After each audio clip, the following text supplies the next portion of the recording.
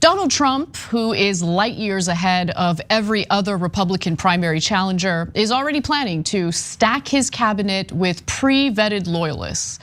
Now, all your favorite people, including Tucker Carlson and Steve Bannon, are on that list, so let's get into it, starting with the potential VP pick.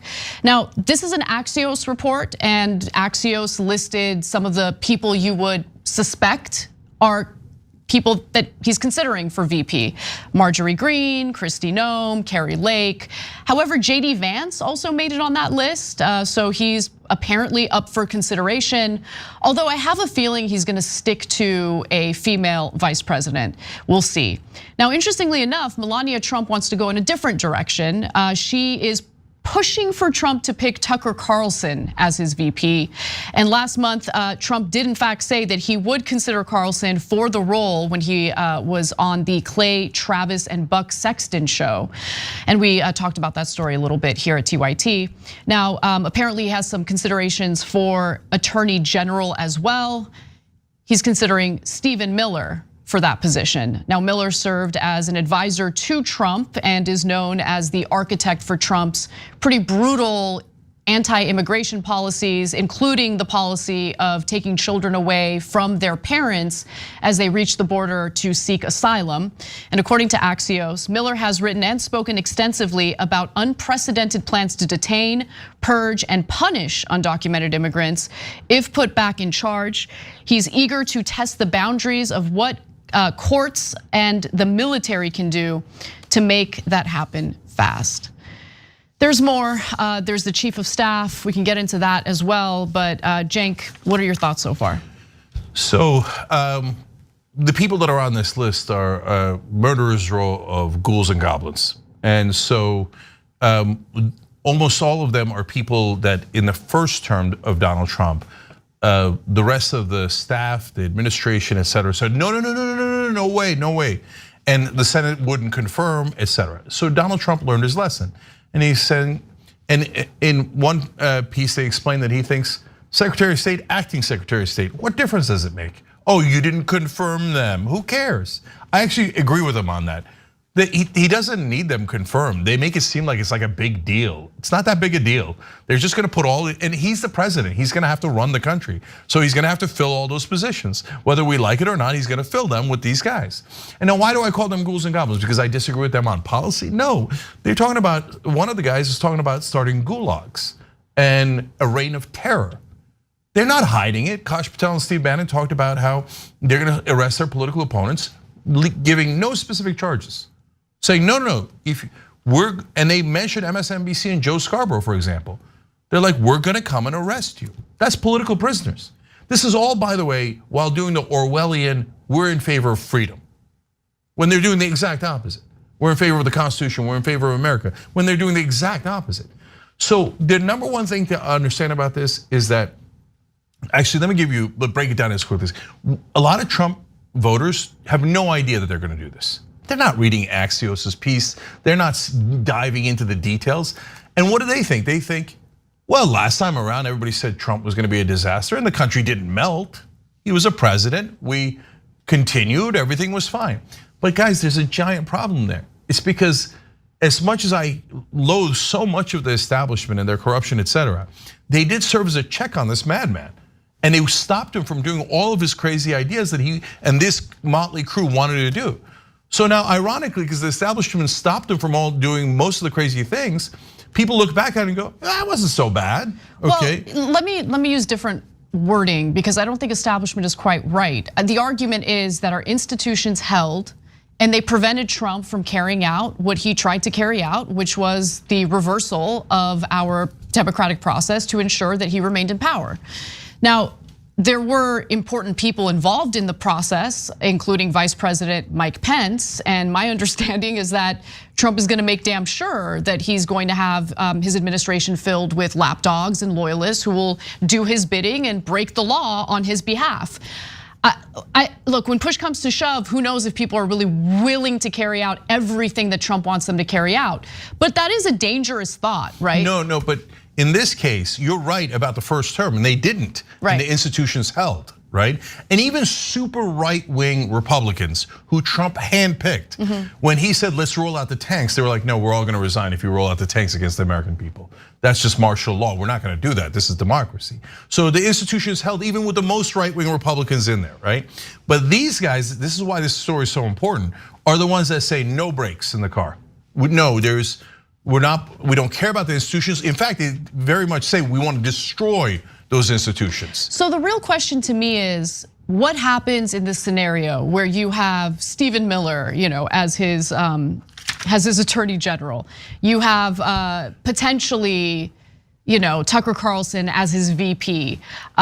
Steve Bannon, there are considerations for Steve Bannon in the administration as well. Chief of staff. Yeah, chief of staff. And by the way, guys, Steve Bannon is back in the good graces of Donald Trump. He's almost definitely going to be in the administration. I would be very surprised if he wasn't chief of staff, and that's what Axios is reporting is most likely, okay? That means Steve Bannon is basically running the White House because Donald Trump's not that bright and he doesn't care about details. He just wants revenge and this and that. And Bannon knows how to execute that revenge and those undemocratic principles. Him as chief of staff the country's almost done. I want to talk about where I'm at with this whole issue because I know this sounds dark, but it's the truth. Every single day, I do savor the fact that we still live in a democracy. And I'm incredibly frustrated with how many Americans really take that for granted, right? You look at other countries that have a dictator, that are authoritarian, tyrannical. And what's amazing to me is like the very people who believe in the right to bear arms in order to prevent the rise of a tyrannical government are the very people who are either wittingly or unwittingly supporting us barreling toward the dismantling of our democratic process. Now, again, the real question is, and I don't want to be hyperbolic. Like I feel like there was a lot of hyperbolic stuff going on in the reporting during Trump's term, right? Which is why I'm a lot more careful in what I believe and what I'm willing to be scared about or concerned about. I am concerned about this. And I think at this point, considering the fact that Joe Biden refuses to allow for a robust primary, which means he's gonna be the candidate on the Democratic side, he's incredibly weak, and there's a good chance he's gonna lose to Trump. My mind is already in that place of, okay, Trump's gonna be president again. So the real question is, will our institutions hold? That includes the courts, that includes Congress. I have a lot more faith in the courts as opposed to Congress, believe it or not, because we saw what Republican lawmakers were willing to do on January 6th. Even after the riots took place, some of those Republican senators were willing to contest the electoral votes for Joe Biden. So I am worried about Congress, but there are other elements of our government in this system of checks and balances that could protect us from someone like Trump wanting to do what it appears he wants to do. Yeah, guys, it's not hyperbolic. So Anna's right that the cable news guys ruined it by being so hyperbolic in his first term that it became the boy who cried wolf, and now no one believes it. Even the Democrats don't believe it. If they really believed that Trump was gonna do this, they would be a lot more animated about defeating Trump. Right now, they're barely doing anything to defeat Trump. So now, but the thing is, his impulses were always there. That's why I was so concerned, because you would see him saying, hey, can we do X, can we do Y? We know for a fact that he's not denying any of this anymore. He wanted to build a fence that was electric. You touch it, you die. Alligators, snakes, all this insanity, shooting them in the leg and seeing if they bleed out. And oh, hey, I'm not doing a headshot. All of these things that Trump wanted to do and his administration wouldn't let him do. And now they're all saying in this piece, we're gonna do it here. So let me give you a sense of it and then tell you why the next time if Trump is president, it is not going to be the same, and why I don't think the institutions will hold. So there's a guy named Mike Davis, and he's one of the attorney general candidates. And even if he's not attorney general, he's going in the administration in a very important role. And Axios says the bombastic Davis has promised a 3-week reign of terror in which he would put kids in cages and jail prosecutors and journalists who have gone after Trump. Even telling MSNBC's Mehdi Hasan that he has, quote, his spot picked out in the DC gulag. And by the way, 3-week reign of terror and putting kids in cages are also direct quotes. So there's these guys who are saying, no, we're gonna put you in jail. Now, so what happens? you say, okay, Mehdi Hasan is arrested for what? Guys, you have this sense of like, oh, they're just gonna grab him, and the courts are gonna say, hey, that's ridiculous, let him go, right? No, they're gonna invent a charge. And then he's gonna sit there, and then they're gonna have to adjudicate it. And then they're thinking of putting Kash Patel, who's just a lunatic, as the head of the CIA or the FBI. And he's gonna weaponize the DOJ, and there's quotes in here where they say, yeah, of course we're gonna weaponize the DOJ, because we think the Democrats did it to us. So then we're gonna dig through the CIA and the FBI into Mehdi Hasan's life, into Joe Scarborough's life, into Chuck Schumer's life, etc. And if they did anything wrong at all, that's it, it's a violation, okay? What are you gonna do, not enforce the law? And then the courts are, because they're neutral, objective, they're gonna be stuck in a hard place. I don't know, but it seems like they're bringing only their political opponents and their media opponents. But hey, that guy was with, invent things, prostitute. That guy did cheat on his taxes. That guy did fill out the wrong form, right? So all of a sudden you're like, wait a minute, there goes half his, and then everybody's scared to death. Then no one's opposing Trump or Bannon or any of these guys. Anna's right, Congress is gone. All the Republicans will be 100% on his side, and the Democrats will be scared out of their minds the minute he arrests one of them. They're all gonna cave. You know how Democrats are. We've seen it our whole lives. So then you're like, and then they start to change the rules. They're talking about changing the rules of the government. So then they could start arresting people for things that aren't even illegal now, but they will claim are illegal later. And the number one thing they're concerned about is criticizing Donald Trump. So now, what kind of country do we live in? But the problem is, most of Trump fans don't know it and don't believe it. Hardcore MAGA's like, finally, yes. And their justification is, you guys did it first. Now, it's actually not true. Donald Trump actually did break all those laws in brazen ways, right? But by the way, the DOJ and Joe Biden and this administration and the establishment made a massive mistake by waiting for 2.5 years before charging Donald Trump, because then it made it look political. And why? Because ironically, they were trying to protect him because he's one of the elites. And so now these guys are gonna steamroll everyone. Do you think the Democrats are gonna be able to stand up our institutions? They're gonna change the institutions they have 4 long years. It's gonna be an absolute nightmare. And then the last people are the Democrats, etc. in Washington. They don't actually believe it. They think, oh, the Titanic can't sink. Our institutions will hold, don't worry about it. What a bunch of demagogues, ha ha. Oh, then we'll beat him in 28, if there is a 28. He tried to stay in office last time and he did fake electors and a coup. You think he's just, whether it's Trump or anyone else that's in power, his vice president, whoever it might be, you think they're just gonna leave? When they're telling you ahead of time, we don't care about democracy and our government and our system. If we lose this election, at a bare minimum. We're gonna lose the election. Let's just accept it, because that's where we're at. Just accept it, okay? No, that's, you know me. No, but we have to. Because the DNC has decided for us that Biden will be the candidate, okay? An 81-year-old guy who looks blue, he looks like a corpse that's being held up, propped up by someone behind him. That is gonna be the Democratic candidate. You don't have a voice if you're a Democratic voter, you must accept, and he's gonna lose to Trump. So just accept where we're at, because that's where I'm at, mentally.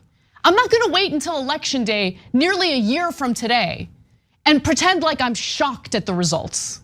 We all see it coming, we're all on the Titanic, the iceberg is straight ahead and we're barreling toward it.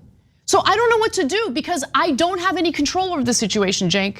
None of us do. None of us have any power over the DNC and the incredibly irresponsible and selfish conduct that they're engaging in right now as we speak.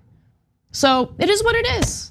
And you're right, they don't believe it, because if they genuinely did believe it, I have a hard time thinking that the Democratic establishment would be like, let's force Biden on the Democratic voters.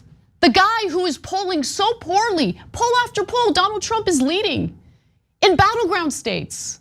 Anyway, whatever, I mean, enjoy the democracy that we have today. That's all I'm saying, savor it, enjoy it. We've been taking it for granted. We thought that it was more than a privilege, that we were entitled to it. But no, democracy is something that was fought for And now it's something that is being dismantled right before our eyes, something that is under threat right before our eyes, and we don't really have any line of defense. Because the opposing party, the Democrats, they're filled with their own monsters and goblins. Oh, the precious DNC. You know, all the handpicked people by Biden who are serving in the DNC, they're terrified of losing their jobs. So pretending as if Biden's the best candidate in their minds helps to preserve their precious, precious DNC jobs. Okay, well, enjoy them until election day comes. We'll see what happens then. Thanks for watching the video, guys. We also love it if you hit the join button below because that makes you a member. And members allow us to be independent, honest. We can be as progressive as we want, no corporate media influence, and that's all because of you guys. If it makes you feel any better, I have already put evac on alert. He's ready to go if it comes to that. General, I can assure you. Hey, General, let me into the war room to see you, so I had to hack my way onto this frequency. This better be critical, Wheelie. So, come on, what is it now, please? Okay, couple of things. I wanted low on the double. I was thinking about taking a couple of months sick leave, maybe starting today. And oh yeah, I intercepted a transmission from Megatron. Then send it through. Yes, sir, right away, sir. And so I was so damn weird, good on the other stuff. This is your last warning, insects. Relinquish what remains of the Allspark. So who's the insect? You? What? Who's the insect? Protect you. They will defeat it on our world, and we will defeat them here. The Megatron. This was just a diversion. Security, may bring up. Rabbit, she's already inside. Deeds! Give me an update on that reserve. Boss readiness. What was his name? What was it? Evac, sir. Right, evac.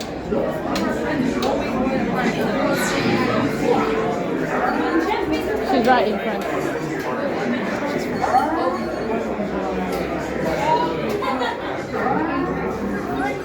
We are facing a heavy, sustained attack. They appear to be after the Allspark aircraft. General! General! Need to evac immediately. Evac. Hold on. National security advisory. Stay down. Check it out. Failed their mission. Celebration. Sending amateurs on a suicide mission. So I had to hack my way onto this frequency.